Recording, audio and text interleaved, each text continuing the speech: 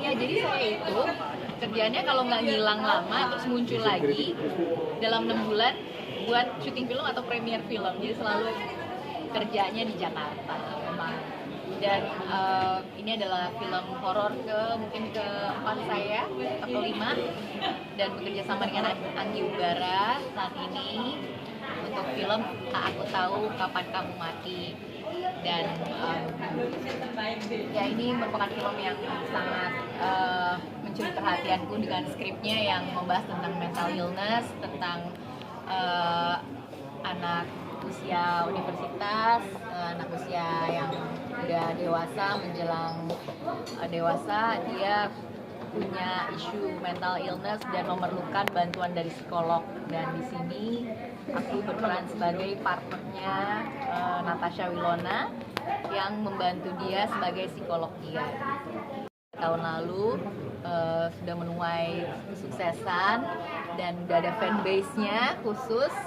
Penulis yang lama, Balele, juga membuat skenario yang baru berdasarkan 4 tahun cerita dari serial yang pertama gitu. Jadinya ini adalah yang part 2-nya. Kenapa akhirnya bisa terlibat dalam film ini sih, tanya produser nih ya, kenapa akhirnya aku yang berjodoh dan akhirnya dipercaya. Mungkin juga karena waktu gitu, karena kan memang setiap aku ada promo film ke Jakarta pastinya aku menyempatkan juga untuk syuting sekalian, karena kan jaraknya kan lumayan jauh ya untuk 8 jam flight gitu, dan meninggalkan anak pastinya. Jadi kalau ada premier film pastinya aku harus pulang ke Jakarta, dan di situ harus sudah ada film baru lagi gitu. Nah, tergantung juga sih sebenarnya approval dan rezekinya sebenarnya sampai di mana. Tapi pada saat ini ada tawaran film ini, dan ini sangat membahagiakan sekali. Akhirnya bisa membuka kesempatan lagi, mencari kerinduan lagi terhadap dunia seni peran yang selama ini udah 18 tahun tidak terasa aku ada di dunia seni peran. Dan aku selalu merindukan berada di sekeliling teman-teman kru film, teman-teman sama aktor, dan juga membaca skenario yang luar biasa. Ada 100 scene, kadang-kadang bisa lebih, dan itu adalah proses mengenali diri sendiri lagi-lagi juga gitu. Ya itu mungkin yang membuat aku jadi lebih pengen explore di dunia film lagi, karena walaupun kita jadi ibu, kita harus tetap juga mengisi batin kita dengan hal-hal yang membuat kita fulfill gitu, yang bisa membuat hati kita senang gitu. Iya, jadi tadi aku cerita sama teman-teman wartawan, sebenarnya apa sih bentuk pendalaman karakter untuk film ini. Aku bilang pada saat aku di Sydney itu, kalau kita mau ke dokter khusus, kita tuh harus ada rekomendasi atau referral dari dokter umum. Nah, dari general practitioner ini aku direkomendasikan, sebenarnya tidak direkomendasikan, cuma diberikan pertanyaan, kenapa emang kamu merasa pengen ke psikolog atau psychologist gitu. Aku bilang ya nggak apa-apa, saya pengen tahu aja at this stage saya perlu atau enggak konsultasi sama seorang pakar gitu tentang mental illness, stage of my mental health gitu. Dan padahal untuk riset film ini juga gitu. Cuma akhirnya dokternya bilang tolong jawab pertanyaan ini, ada 10 pertanyaan, dan saya kan nggak jujur ya jawabnya, pastinya saya pengennya yang jujur gitu, walaupun saya pengen riset karakter tapi saya pengen yang jujur juga jawabnya. Terus pada saat saya jawab, dokter itu bilang dari hasil skor yang kamu jawab tadi, sebenarnya kamu memerlukan untuk datang dan punya session menjalani session di psychologist, dan juga kamu di situ bisa cerita tentang apa aja gitu kata dia, karena tugasnya psikologis di sana atau dimanapun harus mendengarkan. Mereka tidak memberikan resep, mereka tidak memberikan solusi, mereka hanya satu arah mendengarkan aja gitu. Jadi aku pikir, ternyata kita nggak tahu ya kalau kita ada di fase tersebut gitu.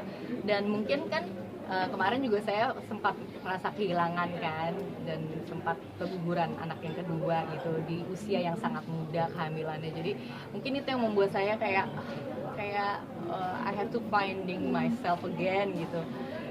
Itu yang membuat saya akhirnya oh ya nggak apa-apa deh kalau pada akhirnya saya curhat ke orang lain selain suami saya ya, atau selain ibu saya. Jadi saya tahu sebenarnya dalam fase ini saya sedang menjalani apa gitu. Kak disuruh balik lagi terapinya sih 2 kali doang. Iya. Jadinya kemarin baru sekali, aku udah keburu pulang ke Indonesia. Jakarta. Jadi kemarin dokternya bilang, jadi kapan mau janjian lagi? Oh nanti dok, bulan Mei. Kenapa emangnya kok lama banget? Saya mau syuting film dok. Oh gitu ya, dokternya baru diceritain kalau ya saya sebenarnya juga punya profesi lain juga selain jadi ibu rumah tangga di sana. Makanya dokternya excited juga sih sebenarnya ngebenerin saya nih, saya emotional baggage saya selama ini gitu.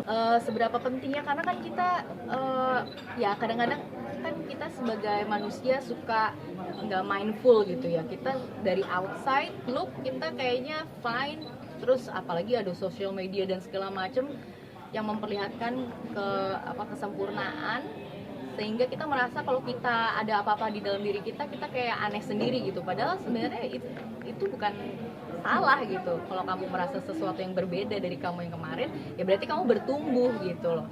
Jadi ya mungkin di saat ini orang-orang banyak yang menutupi kegagalan-kegagalan, menutupi menutupi ketidaksempurnaan karena standar yang terlalu tinggi di sosial media gitu. Padahal sebenarnya kita manusia biasa yang sebenarnya kita perlu belajar, perlu memaafkan, perlu ada penyelesaian unfinished business kita, dan dari pengalaman itu kita belajar bertumbuh menjadi manusia yang lebih baik kan gitu kan. Jadi kayak menurut aku sih apalagi figur perempuan yang punya banyak role dalam kehidupan, mereka bisa menjadi istri, ibu, kawan, teman, di profesinya harus profesional kalau dia bekerja, terus dia harus menjadi ya panutan terhadap anaknya, dan juga apalagi orang-orang yang mungkin stay di luar dari keluarganya, nggak ada tempat mengadu, terus mereka juga bekerja buat rumahnya sendiri gitu. Jadi ya mereka itu menurut saya adalah ya orang-orang yang sebenarnya kuat ya, di dalam fisiknya kuat, di dalam emosional dan mentalnya kuat, tapi padahal mereka juga bukan berarti mereka tidak apa-apa gitu. Mereka juga perlu ada orang teman bercerita juga ya. Salah satunya yang proses satu arah itu nggak usah dikasih solusi tapi didengarkan aja. sulitnya gitu. Kelihatannya gimana? Kelihatannya fine-fine aja kan? Padahal sulit lah pasti. Pokoknya kalau orang mau berkarir tapi dia pengen menjalani passionnya, pengen menjalani kehidupannya seperti selayaknya dia sebelum menjadi siapa-siapa, belum menjadi ibu, belum menjadi istri, belum ada tanggung jawab lain, dia hanya bertanggung jawab terhadap diri sendiri. Semua itu pasti rasanya tidak sama seperti dulu. Pasti kan kita harus membagikan role-role tersebut. Tapi itu semua adalah bentuk hal yang tidak bisa dirasakan sama semua orang. Paket lengkap kebahagiaan itu kan sebenarnya kita bisa belajar dari segala bentuk sisi kehidupan kan. Kita pernah merasa gagal, kita pernah merasa jatuh, kita pernah merasa tidak sukses, kita pernah merasa tidak melakukan apa-apa. Tapi ternyata tahu nggak apa? Ternyata dengan proses kita tidak melakukan apa-apapun itu adalah proses kita mengenali diri kita sendiri, dan itu sangat penting sebenarnya. Kalau kita nggak ngapa-ngapain dan kita hanya melihat sekitar, itu tandanya kita lagi kayak gimana sih, kayak kita lagi berhenti di satu perjalanan, terus kita hanya melihat sekitar dan kita hanya bersyukur terhadap apa yang kita dapat ya. Kita kayak bersyukur sama apa yang kita jalanin dan hanya menikmati momen ini. Itu namanya dinamakan mindfulness. Nah kalau kita udah bisa mindful, nah itu dia yang sebenarnya paling penting. Karena selama ini kita scrolling kehidupan orang-orang kan, scrolling kehidupan yang sebenarnya kita nggak alami. Kita join the party yang kita nggak ikutan partinya. Kita kenal orang-orang, teman-teman kita yang kita tahu kehidupan di dalam rumahnya, tapi kita nggak kenal langsung sama orangnya, juga nggak ada emotional attachment. It's too much gitu kadang-kadang. Jadi ya menurut aku sangat penting untuk bisa mengenal diri sendiri.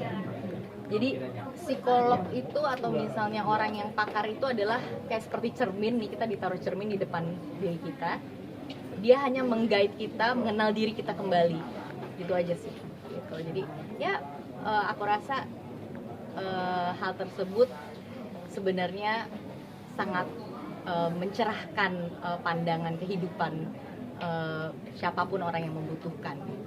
Pokoknya saya ngerasanya dari proses pengenalan karakter film ini, saya ngerasa jadi malah dapat bonus gitu loh, dapat bonus mengenal diri saya sendiri juga, karena ternyata ya yang namanya mencurahkan perasaan kita itu jangan melulu kita tuh merasa kuat-kuat terus gitu, padahal kita sebenarnya perlu tempat untuk mengeluarkan emosi kita dalam hal yang membagi keresahan-keresahan kita, kesenangan kita, perasaan kita gitu. Jadi ya salah satunya itu. Nah, film ini benar-benar ngebawa cerita tentang bagaimana seseorang anak muda yang karakternya diperankan oleh Natasha Wilona, dan aku di sini sebagai psikolog membantu karakter yang lebih muda itu untuk menjalani kehidupannya yang sedang bermasalah gitu. Jadi ya kita benar-benar memportray hal yang selama ini dianggap tabu, tapi ternyata itu bisa lumrah dan dibutuhkan sama orang yang membutuhkan. Kalau aku sih ya tergantung yang di atas ya, kan lagi bola kan semuanya sudah jalan, jadi ya bisa mungkin produktif, kita tetap melakukan yang terbaik, dan juga kalau aku sih sukanya tetap bisa menyenangkan dunia aku, bermain film, bermain dengan baik, bertanggung jawab terhadap pekerjaan aku, dan kalau misalnya ada kesempatan jangan disia-siakan, dan support dari Bri, dari Vicky, dari ibu bapakku yang sekarang lagi di Australia nih, gara-gara aku syuting 2 bulan. Aku kirim ke sana karena Bridgia lagi masuk TK. Jadi ya, masuk SD 0 besar ya. SD 0 besar di sana karena di Australia 7 tahun di SD. Jadi ya, ini adalah bentuk usaha dari keluarga dan aku untuk bisa menikmati hidup. Itu aja sih. Harus nyiapin lunchbox. Setiap pagi harus bangunin dia, mandiin dia, harus nganterin dia ke sekolah, terus yang nganterin dia les-les. Abis itu ya pokoknya aku pengantar di Sydney itu dan mengajarkan dia supaya dia bisa punya kepercayaan diri yang kuat, bisa bergaul dengan baik, ya kan, terus percaya diri dalam hal-hal yang dia bisa dan dia belum bisa. Ya aku masukkan dia ke sekolah yang menurut aku baik buat dia, karena di artnya kuat. Bridgia itu suka menyanyi, suka menari, dan dia suka dia suka bergaul, bersosialisasi. Jadi aku kasih ekstrakurikuler yang baik-baik gitu, yang benar-benar semuanya bagus buat perkembangan otak kanan dan otak kirinya gitu.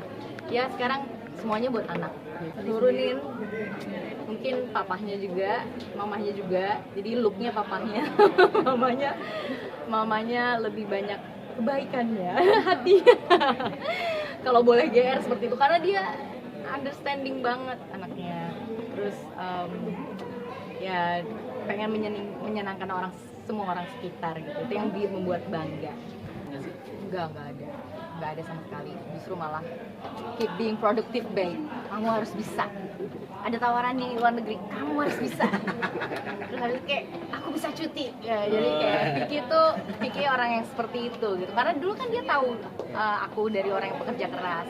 Aku juga tahu dia dari dulu udah kerja ke luar negeri, dari mulai di Malaysia pindah ke Australia, nanti kita ada rencana mau pindah lagi. Jadi kayak kita hidupnya banyak di pekerjaan sebenarnya, tapi kita mengajarkan Bridgia juga untuk bisa mandiri ke depannya.